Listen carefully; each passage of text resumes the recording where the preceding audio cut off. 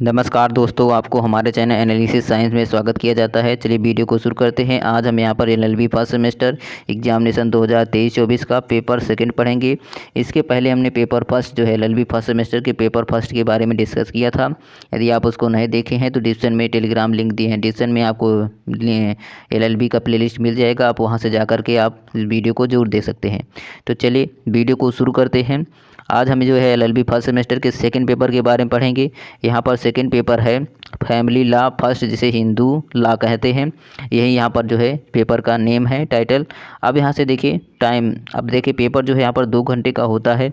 Maximum mark जो है वो 75 अंकों का होता है। तो चलिए यहाँ से हम क्वेश्चन को यहाँ से सीधे पढ़ते हैं। और साथ ही साथ बता दें आपको इस चैनल पर बीए, बीएससी, एमए, एमएससी आज सभी का पेपर आपको यहाँ पर मिल जाएगा।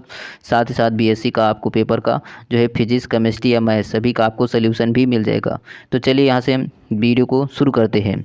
अब यहाँ से देखिए यह पेपर जो है 3 सेक्शन में डिवाइड्स होगा, सेक्शन ए, सेक्शन बी और सेक्शन सी। तो चलिए सबसे पहले सेक्शन ए के बारे में पढ़ेंगे। यहाँ पर सेक्शन ए है जिसे हम खंड आ कहते हैं। Very short answer type question, अति लघुत्तरीय प्रश्न होता है। अब यहाँ से देखिए नोट में दिया गया है कि attempt any 3 question right answer in 50 words each question carries 3 marks.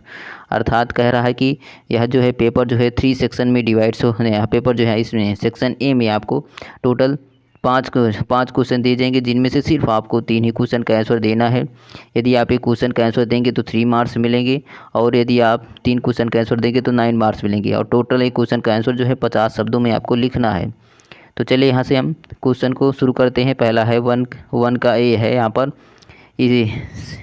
सापिंड। पहला है सापिंड के बारे में आपको यहाँ पर डिस्कस करना है 50 शब्दों में। दूसरा है यहाँ पर जो है सर्वाइवरशिप्स अर्थात उत्तरजीविता क्या होती है, इसके बारे में लिखना है। क्वेश्चन नंबर सी है गार्डियन एंड कस्टडी अर्थात संरक्षकता एंड अभिरक्षा अर्थात गार्डियन एंड कस्टडी के बारे में आपको लिखना है। क्वेश्चन नंबर डी है इसमें से हिंदू के बारे में आपको लिखना है। अब यहाँ से देखिए 50 शब्दों में के बारे में आपको इसको डिस्कस करना है। यहाँ पर आपको टिप्पणी लिखना है एक प्रकार का। अब यहाँ से देखिए पीवीएस ओब्लिगेशन अर्थात कह रहा है जो है पवित्र दायित्व क्या होता है, इसके बारे में भी आपको डिस्कस करना है। अब यहाँ से सेक्शन बी स्टार्ट होता है। सेक्शन बी है जिसे खंडबा शॉर्ट आंसर टाइप क्वेश्चन कहेंगे, लघुत्तरीय प्रश्न होगा। अब यहाँ से देखिए सेक्शन बी में आपको नोट में क्या दिया गया है, attempt any 4 question from this section answer each question in about 225 words each question carries 9 marks. इस खंड से किन्हीं 4 प्रश्नों के आपको उत्तर दीजिए। प्रत्येक प्रश्न का उत्तर लगभग आपको 225 शब्दों में दीजिए। प्रत्येक प्रश्न जो है वह 9 अंकों का है। अब यहाँ से देखिए क्वेश्चन नंबर 2 का ए है explain the school of Hindus law अर्थात कह रहा है कि आपको हिंदू विधि की शाखा को समझाइए। आपको यहाँ पर जो हिंदू विधि होती है, हिंदू विधि की जो शाखा है उसके बारे में आपको लिखना है, समझाना है, एक्सप्लेन करना है। अब यहाँ से क्वेश्चन नंबर बी है what are a grounds of voidable marriage अर्थात शून्यकाल विवाह से क्या क्या आधार हैं। यहाँ पर जो है शून्यकाल विवाह के क्या आधार हैं, क्या क्या आधार हैं उसके बारे में आपको लिखना है।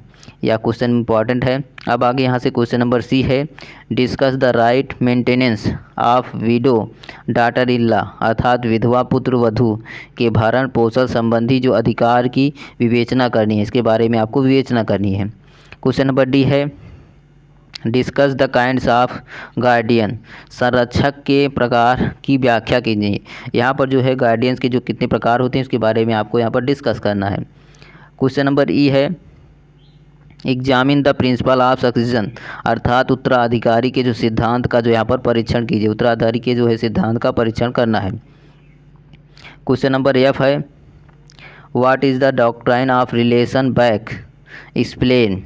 अब यहाँ से कहिए पिछले संबंध का जो सिद्धांत क्या है, पिछले संबंध का सिद्धांत क्या है, और साथ ही साथ उसके बारे में एक्सप्लेन भी कीजिए।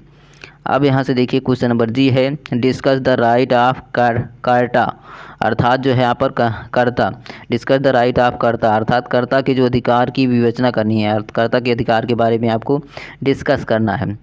अब यहाँ से सेक्शन सी स्टार्ट होता है। यहाँ पर सेक्शन सी है खंड सा लॉन्ग आंसर टाइप क्वेश्चन, जिसे दीर्घ उत्तरीय प्रश्न कहेंगे। अब यहाँ से देखिए नोट में क्या है, यहाँ पर attempt any 2 question from this section answer each question in about 475 words each question carries 15 marks.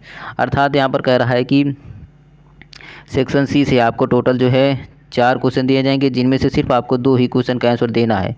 यदि आप एक क्वेश्चन का आंसर देंगे तो आपको जो है यहाँ पर 15 मार्क्स मिलेंगे, 2 क्वेश्चन का आंसर देंगे तो आप 30 मार्क्स पाएंगे सेक्शन सी से। और एक क्वेश्चन का आंसर जो है 475 शब्दों में आपको लिखना है। तो चलिए यहाँ से क्वेश्चन शुरू करते हैं। पहला है 3 का ए है, discuss the source of Hindu law. Hindu विधि के स्रोतों की व्याख्या कीजिए। हिंदू विधि के स्रोतों को आपको यहाँ पर व्याख्या करना है। क्वेश्चन नंबर बी है, अब यहाँ से क्वेश्चन नंबर बी है, discuss the ground of dissolution of A Hindu marriage. Hindu विवाह विच्छेद के आधार की विवेचना करनी है। हिंदू विवाह विच्छेद के आधार को की जो है यहाँ पर विवेचना करना है। क्वेश्चन नंबर सी है, examine the condition and effect of valid adoption, अर्थात वैध दत्तक के जो शर्तें हैं एवं प्रभाव का परीक्षण कीजिए। वैध दत्तक के जो शर्तें और एवं जो है प्रभाव का आपको परीक्षण करना है। क्वेश्चन नंबर डी है, discuss the right succession of Hindu female with relevant case, अर्थात सुसंगत वादों की सहायता से हिंदू महिला के उत्तराधिकारी संबंधी जो अधिकारों की आपको व्याख्या कीजिए। यहाँ पर व्याख्या करना है। तो चलिए यहाँ से पेपर समाप्त हुआ है। नेक्स्ट वीडियो में हम यहाँ पर पेपर 3 के बारे में पढ़ेंगे। इसके पहले हमने पेपर 1 के बारे में पढ़ा था। डिस्क्रिप्शन में आपको जो है लिंक मिल जाएगा, वहाँ से जा कर के ज़रूर पढ़ लीजिएगा। तो चलिए यहाँ से थैंक्स फॉर वॉचिंग।